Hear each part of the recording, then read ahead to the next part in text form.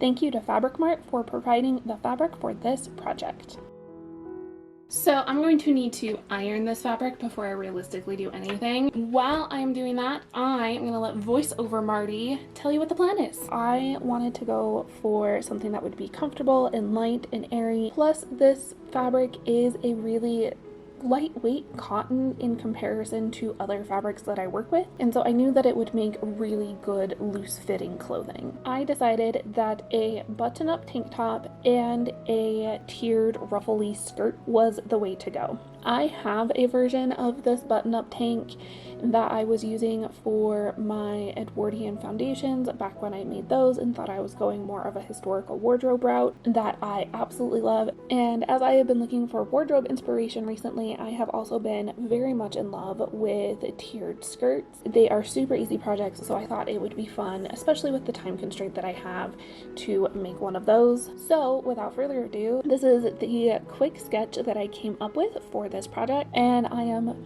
so excited about it. When I initially made the first version of this, I forgot that I had used a different pattern base than the one that I'm using now. This pattern base is for the gothic fitted dress or coat hardy that I made back in March. The one that I had made previously was from the Research Dumping Ground 90% There Bara pattern, and I totally understand why that pattern worked better than this one.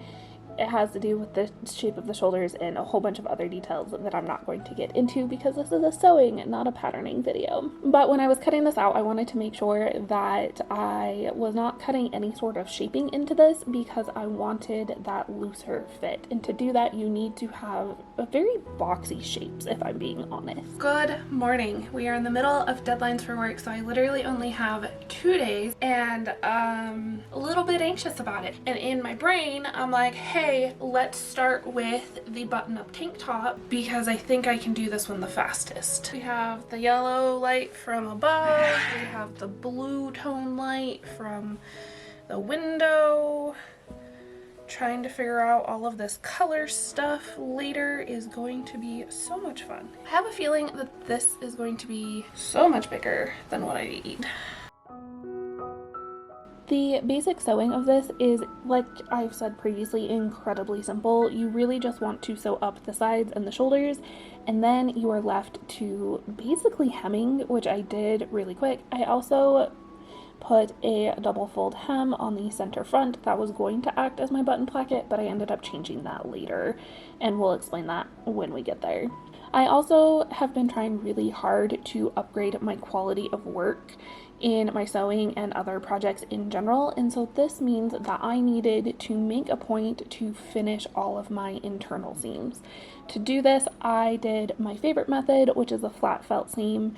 I typically sew these down by machine because it just goes so much faster and I have no patience for hand sewing, but it works out really well. I mean, I'm not trying to produce super historical or accurate clothing. This is like comfy clothes. Originally, I had planned to sew this little cuff on the bottom to like cinch in and give it a little bit more of a waist, but now that I'm looking at it, there's really not that much to cinch in, like maybe an inch on both sides, so I don't really see the point of that. So I think I'm just gonna hem the bottom and then we'll put the buttons in. On real quick so you can see the fit. I kind of wish that I would have had the forethought to put a little bit more extra room in the center front because it is going to be a little bit tight across the bust, but that's also not the end of the world. I'm going for like relaxed fit, cute, comfy clothes I can just throw on. I can probably easily like layer this with stuff too. As a side note, like wearing this open is kind of just like a little vest thing I think is really cute too. After that quick little try on, I did put a pretty wide double fold hem on the bottom just to make sure that it was finished all nice and clean. Now we are moving on to the tiered skirt. The initial plan for this was, because I was making the skirt in essentially 2 sections with the top tier and the bottom tier, I I wanted to minimize the amount of bulk while I was doing the fiddly work, like putting in the pockets and the waistband.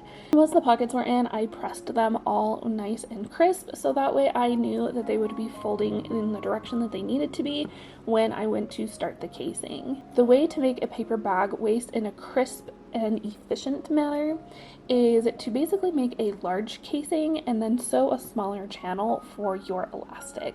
This doesn't work in every case, and there are other ways to cheat it, especially if you are doing like a fixed waistband in the front. But I knew I was doing elastic all the way around, and this was the easiest way to get the look that I was wanting. I ended up making the casing way larger than I probably should have, and it created a really kind of ridiculous little ruffle at the waist. This is like the definition of a silly skirt that when people compliment it, the only reasonable thing to say about it is thanks, it has pockets. I didn't intend for the paper bag waist to be this big. It is silly. Will I alter this waistband in the future? More than likely. Am I going to go with the full vision and finish the skirt as is? Absolutely. So let's put the second tier on. I've also decided that if we are going like full tilt frou-frou frilly kind of skirt, I need to have the second tier be double, not 1.5 like originally planned, but I do have extra material, so that's not the end of the world. I can do this. This is gonna be a silly little skirt. After the top tier of the skirt was completely finished, it was time to start on the bottom tier. So I sewed all 4 of those panels into a giant loop, and then I hemmed both sides of it with just a really quick small double fold hem, because I knew that I was going to be gathering this tier and top stitching it on top of the top tier. The only thing that I wish I really would have done was hem the top tier before I started attaching the second tier, because that would have made everything a little bit nicer and cleaner. So I decided that the paper bag waist on the skirt is not what I wanted, so I'm currently in the process of adjusting that. I just unpicked everything and I'm trimming it down, and then we're gonna put the casing back in.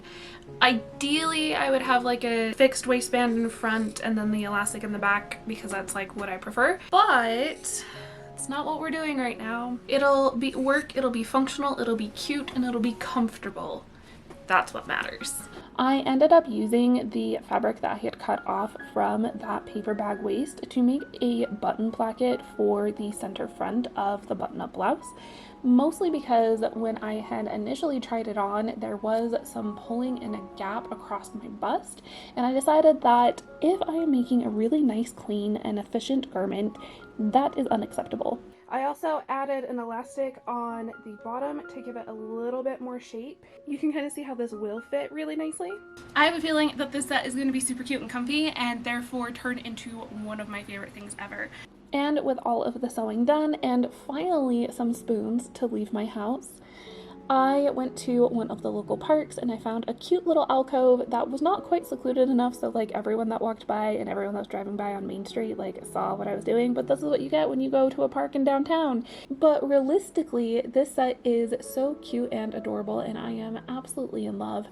As I always say, I want to make a million more. I probably won't, because having exact repeats of things in my closet kind of just takes the fun out of getting dressed for me. But I hope you enjoy these final photos. It is nice to know that after almost a year of not being able to get up the energy to do a proper photo shoot, that I still know how to pose. Anyway, bye friends!